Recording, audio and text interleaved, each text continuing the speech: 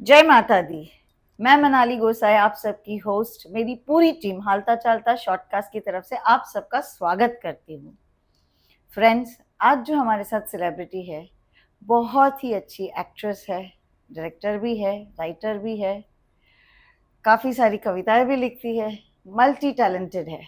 आपका ज़्यादा समय ना लेते हुए चलिए उन्हीं से ही बात करते हैं। नमस्ते मधु जी। नमस्ते मनाली। वेलकम, आपका हम स्वागत करते हैं हमारे सेट पे। Thank you. मधु जी, आप ये बताइए आपकी जर्नी कहाँ से स्टार्ट हुई? मैं अपने बेटे के साथ जब बॉम्बे में शिफ्ट हुई तो कैडबरीज वाले ऐसा एक फैमिली ढूंढ रहे थे, मदर एंड सन की, जिनका सच में आपस में बहुत प्यार हो।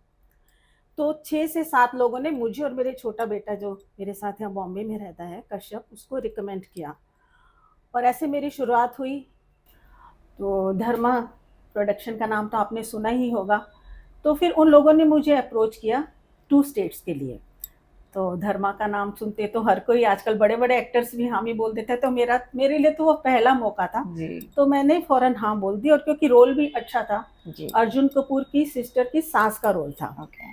तो 15 दिन वो चला और मेरा एक ही डायलॉग था उसमें, बेटा बात तो बड़ी गाड़ी की हुई थी। तो आज तक मुझे मेरे इवन बैंक वाले भी चिढ़ाते हैं कि मैम आप तो ऐसे हो नहीं, आपने ऐसा रोल कर लिया। मैंने कहा देखो, एक्टर को तो जैसा रोल मिलेगा वो करेगा ही। और बस फिर उसके बाद ऐसे चलता गया, धीरे धीरे मुझे जी टीवी का शो मिला, बिन कुछ कहे, फर्स्ट टाइम टीवी था मेरे लिए। जी और जयपुर में शूट था उसका। और मुझे बोला गया था बहुत अच्छा पॉजिटिव रोल है। पंजाबी मदर, 2 लड़कों की माँ थी मैं, और अच्छे से चल रहा था। और एकदम से क्या हुआ, उसमें जो एक लड़की थी वो बाहर विदेश से आई हुई थी, उसका वीज़ा ख़त्म हो गया और हमारा शूट लेट होने की वजह से उस लड़की को जाना था। ओके। तो एक दिन जैसे मैं सेट पर जाती हूँ, वो मेरे पास स्क्रिप्ट आती है, अरे ये आपने मेरा नेगेटिव रोल क्या कर दिया बोले। तो बोले ऐसा है कि वो उसको आपकी बहू बनाएंगे और आपका झगड़ा होगा और बेटा बहू विदेश चले जाएंगे, फिर हमारा सीरियल चलता रहेगा। ठीक है, मैंने कहा। पहले तो बहुत वो लगा कि अरे यार पॉजिटिव रोल था। फिर मुझे लगा अगर मैं एक्टर हूँ तो जो मैं नहीं हूँ मुझे वो दिखाने के लिए मेरे लिए एक मौका है, जी एक अपॉर्चुनिटी है। वहाँ पर जिस घर में हम शूट कर रहे थे, पहले तो वैसे जी स्टूडियो में सेट था, लेकिन जो मेरा घर था वो हमने एक किसी फैमिली का किराए पे लिया था। तो उस घर की लेडी वो मेरी इतनी फ़ैन हो गई कि आज जयपुर में मेरा फ़ैन क्लब है। तो क्या बात है। हाँ, इस एज में मेरे लिए फ़ैन क्लब मतलब कितना अच्छा लगता है, कोई आपके काम की सराहना ऑफ करे। कोर्स यार। और आज तक वो संगीता अग्रवाल है, उनका नाम, मेरी बहुत अच्छी मित्र है और मेरे बहुत प्रोत्साहन करती है मेरे को, बहुत एक्चुअली वो मेरा पीआर बहुत करती हैं। ओके। मतलब इस एज में कहते हैं ना कि जिंदगी आपको किस मोड़ पे कहाँ ले जाए आपको नहीं पता। तो मेरे लिए तो ये एक बहुत बड़ी बात थी कि जिन लोगों के मैं सपने देखती थी, जिन एक्टर्स के जो मेरे क्रश थे, ऋषि कपूर जी, मैंने उनके साथ स्क्रीन शेयर करी जी शर्मा जी नमकीन जी, उनके साथ काम किया। और पहला जब सीन था तो मैं और ऋषि कपूर जी ऐसे बैठे थे और नर्वस भी थी और लग रहा था कि ये सपना है कि क्या है, ऐसा लग रहा था। और बहुत स्वीट है वो। लोग कहते हैं उनको गुस्सा आता है, पर नहीं, मेरे को तो ऐसा बिल्कुल नहीं लगा, बहुत ही स्वीट है वो। और एक था सीन, उसमें उन्होंने बोला आप ना मैम मुझे मार दीजिए कंधे पे। मैंने कहा सॉरी सर, मारूंगी नहीं, मैं ऐसे टैप कर दूंगी। तो वो काफी समय ऐसा रहा। उसके बाद वो चले गए। वो हमारी शर्मा जी नमकीन 3 बार शुरू हुई और थर्ड टाइम में कंप्लीट हुई। तो सब लोगों को था कि नहीं पूरी होगी, लेकिन मुझे पूरा विश्वास था कि ये होगी। तो जो हमारे डायरेक्टर थे हितेश जी, उन्होंने भी ये बोला कि मेरा उसमें नाम है मिसेस कालरा। तो मैंने कहा मिसेस कालरा की प्रेयर्स है कि ये हमारी पिक्चर कंप्लीट हुआ। परेश रावल जी ने कंप्लीट किया। तो उसका एक फायदा ये हुआ कि जूही चावला जी मेरी बहुत अच्छी फ्रेंड बन गई। हाँ जी, मेरे को खाना बनाने का शौक तो है ही, पर उससे ज्यादा खिलाने का शौक है। तो मैं पूरी पूरी क्रू मेंबर 60-65 थे, सबके लिए कई बार 3-4 बार खाना बना के लेके गई, जैसे राजमा चावल, पाव भाजी, दही भल्ले। तो मैं फेमस हो गई थी। जब हमारा प्रमोशनल ये हुआ शर्मा जी का, तो उसमें जूही जी ने बोला कि असली शर्मा जी तो यही है, Madhu ji. So sweet of जूही जी कि उन्होंने मुझे एक इतना बड़ा basket full of organic food भेजा। हाँ, उनके और उनके हस्बैंड के नाम से, मेहता जी, जो जय मेहता जी हैं, और लिखा हमने आपका नमक खाया है तो ये आपके लिए। तो मेरे लिए मतलब एक एक्सपीरियंस, और इस सबके लिए मैं अपने छोटे बेटे कश्यप को बहुत धन्यवाद देना चाहूंगी कि वो तो बोलते हैं मेरे लिए मॉम कुछ मत, कहीं मत बोला करो, थोड़ा कैमरे के पीछे रहना पसंद करता है। पर मैं जरूर कहना चाहूंगी कि उसने ही मुझे इतना एनकरेज किया कि आप ये दो, ऑडिशन दो, ये करो, वो करो।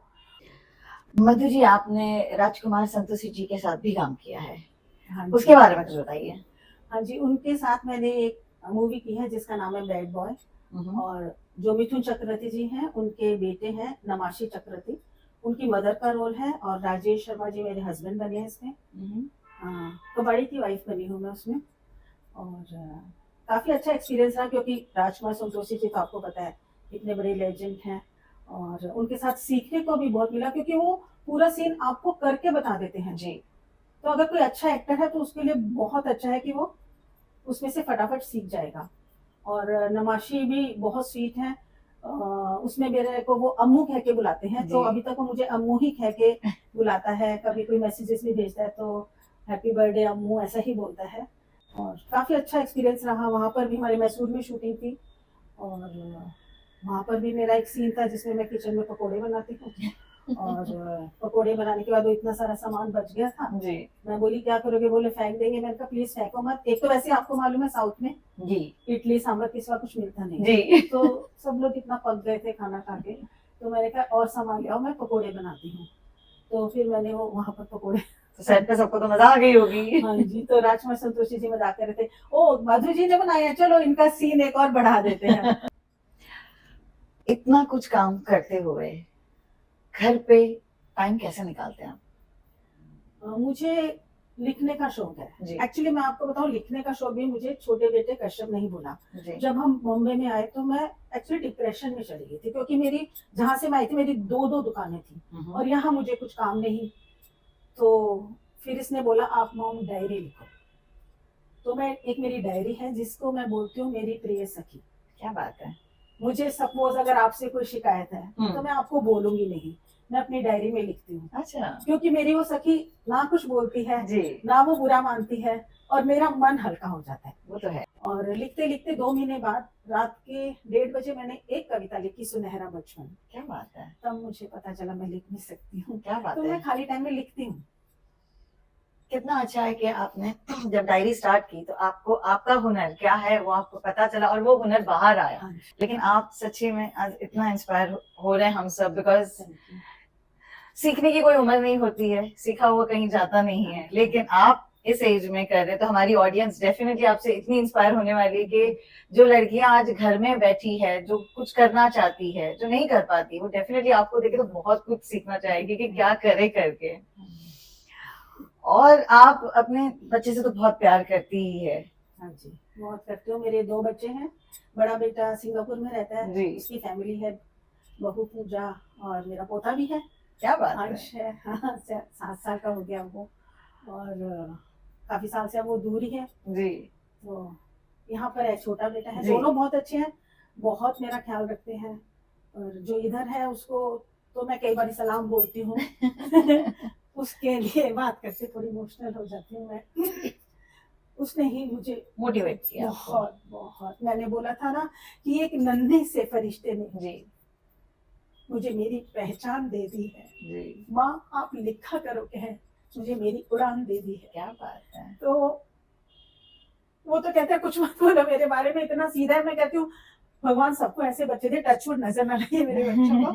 कि आजकल के जमाने में ऐसे बच्चे मिलने बहुत मुश्किल, नहीं तो मैं इस एज में इतना सब लिखना, फिल्म लाइन में आना जी, है ना, मेरे लिए सपना था। जैसे अभी अमिताभ बच्चन जी से मिल चुकी हूँ, सलमान खान से मैंने, ऋषि जी, जूही जी, सबके साथ में काम किया है ना।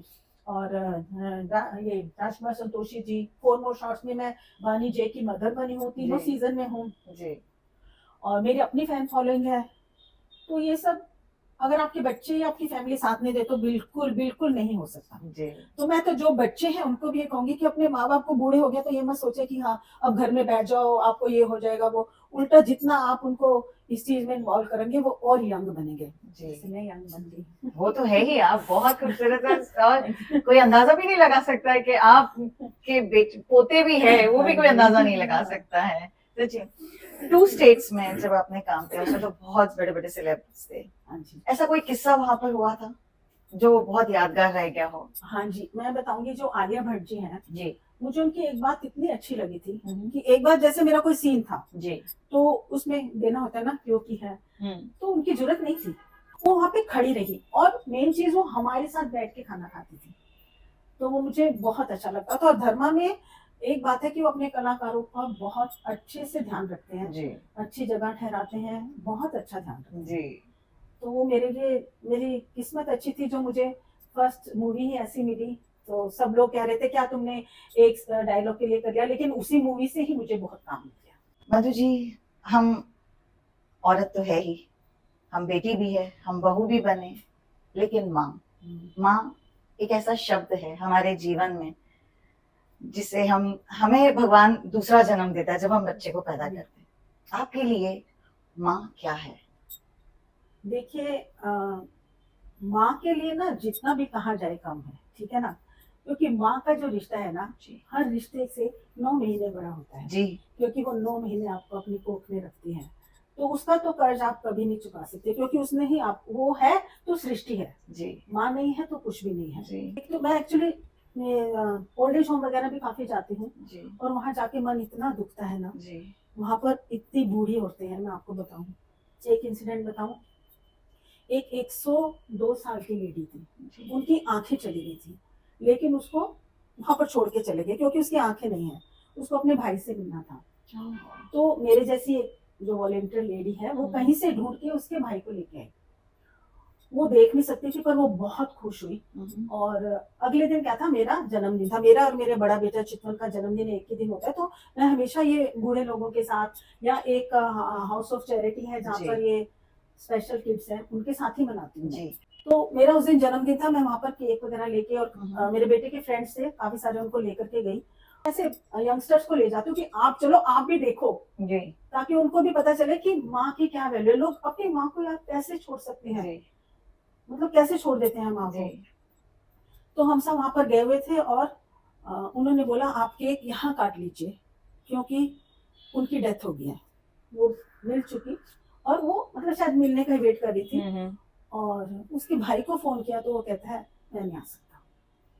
तो इन लोगों ने सोचा था कि भाई आके ले जाएगा, तो वैसे तो ट्रस्ट की तरफ से वो लोग करते हैं, पर एकदम से पैसा नहीं था उनके पास। तो जो मेरे बेटे के दोस्त गए हुए थे जो आंखों के ऑपरेशन के लिए पैसे ले गए, मैं हम सब ने, मेरी बड़ी बहन भी थी, हम सब ने मिल करके उसके मतलब फ्यूनरल के पैसों का इंतजाम किया। तो please take care of mother, you will never get another. सच कह रही हूँ, माँ की जरूर केयर करना, माँ से बड़ा कोई नहीं, माँ बाप दोनों की केयर करो। और आपने मधु जी माँ के ऊपर भी कविता लिखी है। हाँ जी, एक दो पंक्तियां हो जाए माँ के लिए। माँ के लिए मैंने गाने भी लिखे हैं, बहुत कुछ लिखा है, पर अभी रिसेंटली मैंने एक नया विषय के ऊपर कविता लिखी है, माँ का झूठ। कहते हैं माँ कभी झूठ नहीं बोलती, पर उसकी चुप्पी में वो सच छुपा रहता है जिसे दुनिया सुन ही नहीं पाती। हर रोज अपने भीतर कुछ ना कुछ वो मारती है, फिर भी हंसकर कहती है अरे मुझे क्या चाहिए, मेरे पास तो सब कुछ है। बताओ इतना बड़ा झूठ कोई बोल सकता है क्या? जब तुम कहते हो माँ हमें थोड़ा स्पेस चाहिए, तो उसका दिल दरारों में भी करता है, पर मुस्कुराकर कहती है हाँ बेटा, बहू को भी सुकून चाहिए। और उस रात वो तुम्हारी बचपन की तस्वीरें सिरहाने रखकर सो जाती है। माँ के दर्द में वो सच छिपा है जिसे वो कभी बोल नहीं पाती। वो हंसती है पर उसकी हर हंसी में एक सिसकी छुपी रहती है। बताओ मैं कोई माँ से बड़े झूठा? पोते पोतियों को गोद में उठाना चाहती है, उनकी हंसी किलकारी में तुम्हारा बचपन जीना चाहती है। तुम कहते तो माँ बच्चों के सोने का समय हो गया, तो वो चुपचाप पीछे हट जाती है। तुम्हारे बच्चों को अच्छे संस्कार सिखाना चाहती है और उस पर टोक दिया जाता है। तुम्हारे बच्चों को अच्छे संस्कार सिखाना चाहती है और उसे टोक दिया जाता है, मॉम आजकल ये सब नहीं चलता प्लीज। तो वो चुप रह जाती है, पर उसके भीतर धीरे धीरे कुछ बुझता सा चला जाता है। घर की लक्ष्मी कहलाने वाली माँ आज दीवार पर टंगी तस्वीर की तरह लगती है। वो जिसकी सीख तुम्हारे लिए अनमोल थी, जिसकी बातें तुम्हारे लिए कितनी कीमती थी, आज वही सब तुम्हें ओल्ड फैशन लगने लगी है। उसकी नसीहतें तुम्हें बुरी लगती हैं, माँ का प्यार तुम्हें कंट्रोल करना लगता है।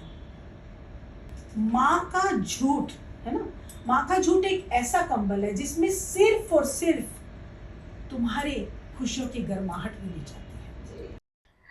मधु जी, बहुत ही प्यारी कविता सुनाई आपने। मधु जी, ये तो सब है ही, लेकिन आप प्रोड्यूसर भी है, लिरिसिस्ट भी है, म्यूजिक, मतलब इतने मल्टीटास्क आप कैसे कर लेते हैं? जैसे मैंने आपको बताया ना कि फैमिली का साथ होना बहुत ज़रूरी है। जी। तो मेरी फैमिली मेरे साथ है, चाहे वो मेरे बच्चे हों, मेरी बहन भाई हों, वो सब भी मुझे बहुत सपोर्ट करते हैं। जी। क्योंकि कई बार क्या होता है, आपके रिश्तेदारी पीछे से बातें करते हैं तो जी। आप जो है थोड़ा डिस्करेज हो जाते हो। लेकिन भगवान की कृपा से मेरे सब पूरा फैमिली, भाई बहन बच्चे, तो वो तो आपको मैंने बताया भगवान की देन है। जो प्रोड्यूसर का आपने बोला है, वो आइडिया भी मेरे छोटे बेटे का था, तो उसने एक प्रोडक्शन हाउस खोला। जी। मैंने 100 से ज़्यादा कविताएं लिखी हुई हैं, तो वो बहुत बोलते रहते हैं बच्चे कि आप मॉम अपनी बुक लिखो, अपनी बुक पब्लिश करो। तो ये प्रोडक्शन हाउस खोल के दे दिया उन्होंने, जी। और उसमें हमने गाने रिलीज़ करे हैं, मेरे लिखे हुए गाने। मैंने कुछ कंपोज भी करे हैं और गाए भी हैं। तो सबसे पहले जो गाना था, वो एक मैंने अपने पापा के लिए लिखा था, बाबूला। वो मैंने गाया भी था, एक रागनी प्रताप जी जी। उनके साथ में। तो और उसके एक बहुत अच्छे डायरेक्टर हैं जिन्होंने मेरी बहुत मदद की थी, उनका नाम है जितेंद्र पुरोहित जी। तो उन्होंने मेरी डायरेक्शन में बहुत मदद की थी, पूरे जी। शूटिंग के टाइम वो रहे। जी। तो वो उन्होंने भी मुझे इंस्पायर किया कि मैं डायरेक्ट भी कर सकती हूँ। तो वो हमने करा था शूट। फिर उसके बाद एक माये गाना था माँ के ऊपर, वो पंजाबी गाने थे दोनों। माये नी मेरी माये तेरी याद मैनू सताए, कोई है नी दूजा जग विच जो तेरा हर जाना भर पाए। जी। तो वो बहुत इमोशनल सॉन्ग था, वो भी लोगों ने पसंद किया। फिर मैंने बच्चों के लिए लिखा है गाना, जी। आंखों के तारे। उसकी 2 लाइन सुनाऊँ जी। आपको? जी। था, शुक्रिया मैं करूं रब का या कि तुम्हारा, तुमने ही आकर के मेरा जीवन संवारा। मैं थी खिजा सी बिन आस के, तुम बन आए उम्मीदों की बहारा। मेरे चंदा, मेरे प्यारे राज दुलारे, तुमको किसी की नज़र ना लागे रे। तो ये हमने रिलीज़ भी किया था, और काफ़ी लोग भी आए थे, सब डायरेक्टर में भी सबको बहुत पसंद आया। जी। तो बस एक मोटिवेशन मिल रहा है, वो कर लेती हूँ। हाँ, मेरे बेटे ने मुझे मेरे बर्थडे पे हारमोनियम गिफ्ट किया है। Wow, lovely. तो बस अभी म्यूज़िक थोड़ा बनाती हूँ, अपने आप को बिज़ी रखती हूँ। मैं तो जो जो भी लेडीज़ है ना मेरी एज ग्रुप की, 50 प्लस की, उनको यही कहना चाहूँगी कि ठीक है, बहुत कर लिया बच्चों के लिए, है ना? हमने कर लिया, वो अपने सेटल हो गए हैं। जी। अपने लिए भी सोचो, जी। है ना? एक मेरा गाना बहुत जल्दी रिलीज़ होगा, जो मैंने अपने बर्थडे पे लिखा था। उसमें एक लाइन है कि बहुत जी ली हूँ मैं सबके लिए, थोड़ा-सा जी लूँ अब खुद के लिए।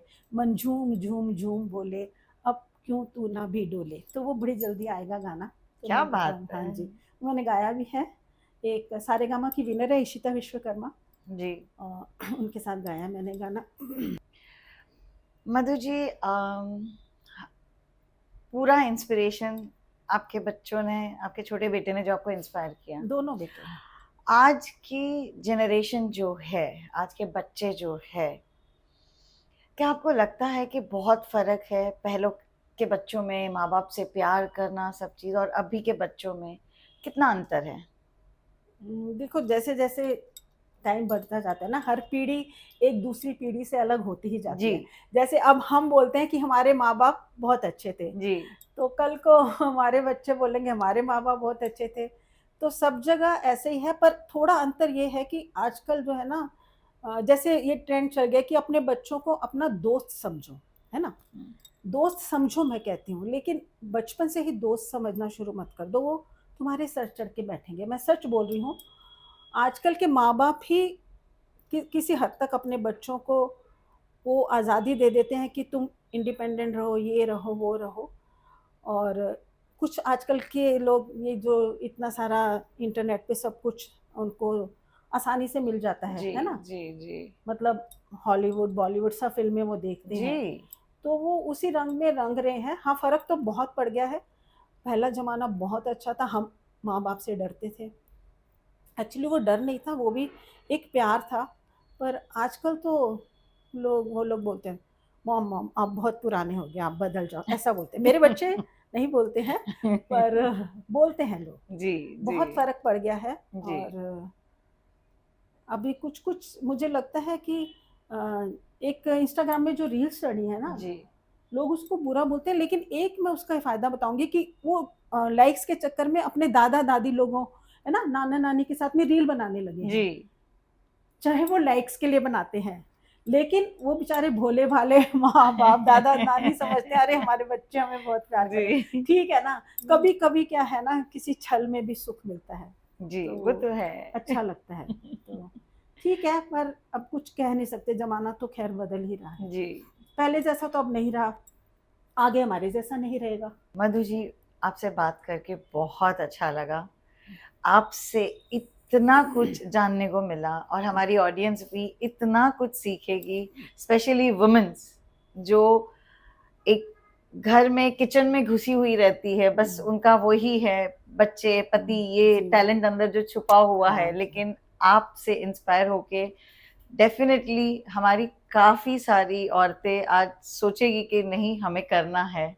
ये मैसेज जरूर उन तक जाएगा। अगर आप उनको कोई और मैसेज देना चाहती है।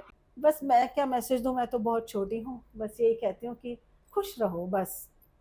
और अटैच मत हो, अटैचमेंट किल्स। और उम्मीद मत रखो। उम्मीद, कहते हैं उम्मीद पर दुनिया कायम है, पर आप उम्मीद मत रखो किसी से, अपने काम करते जाओ, क्योंकि जब आपकी उम्मीदें पूरी नहीं होती है ना, जी तो आप दुखी होते हो। जी वो तो है, तो उम्मीद मत रखो, दिल टूट जाता है। बिल्कुल दिल टूट जाता है। बस अब यही है, गाने लिखती रहूं, जी करती रहूं, और मेरे बच्चे तरक्की करें, खुश रहें, मुझे ऐसे पैम्पर करते रहें इतना प्यार देते रहें, आप लोग मुझे बुलाते रहें जी इंटरव्यू के लिए अपने बिल्कुल चैनल में। मुझे भी बिल्कुल, बहुत अच्छा लगा आप लोगों के साथ बात करके। बहुत मजा आया आपसे बात करके। और हमारी सारे गुड विशेस है Thank आपके you, जी। अपकमिंग प्रोजेक्ट्स Thank के you, लिए भी। thank आप you। ऐसे ही कविताएं लिखिए ताकि हम भी वुमेन्स होके हम हाँ। वुमेन पावर क्या है वो आगे हाँ, दिखाएंगे। ठीक है, ठीक। सो फ्रेंड्स, बहुत मजा आया मधु जी से बात करके। आशा है कि आपको भी हमारा ये एपिसोड बहुत पसंद आएगा। तो उसके लिए आपको पता है क्या करना है, आप जानते ही है, हमारी YouTube, Facebook और इंस्टा चैनल को लाइक करना है, सब्सक्राइब करना है और जितना हो सके उसे शेयर करना है। तो मिलेंगे अगले एपिसोड में नए सेलिब्रिटी के साथ। तब तक जय मावियत।